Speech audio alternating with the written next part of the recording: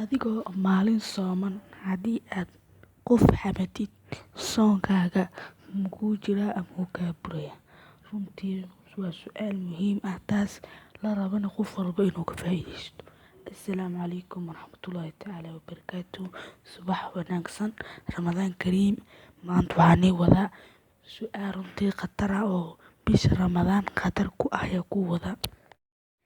Haddii aad adiga qof xamatid adiga oo maalin sooman, soonkaaga makaa buraya ama makuu jiraa? Su'aashaas jawaabteedu waxaa waaye haa.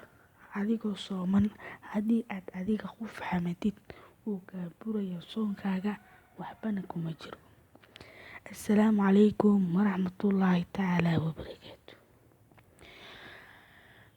Ilaahay subxaanahu wa tacaala wuxuu yidhi xanta marka la sifeynayay: yaa ayuha aladiina aamanuu ina kasiira min adhanni ina bacda adhanni ism walaa tajasasuu walaa yaqtib bacdukum bacdan ayuxibu axadukum an yaakula laxma aqiihi maytan. Ilaahay subxaanahu wa tacaala xanta wuxuu yidhi haddii aad adiga qof xamato, iska dhaaf maalin ramadaane, adigoo caadi qof u xamato waxay la mid tahay asigoo hilibkiisa cuntay. Ilaahay haddana wuu kuu jawaabay, wuxuu yidhi miyaa jeceshahay in walaalkaada hilibkiisa cuntid? Adigoo su'aasha meel dheer ka raadin, Ilaahay isagaa kuu jawaabay, wuxuu yidhi fakarihtumuuhu, waa karaahsanaysaan.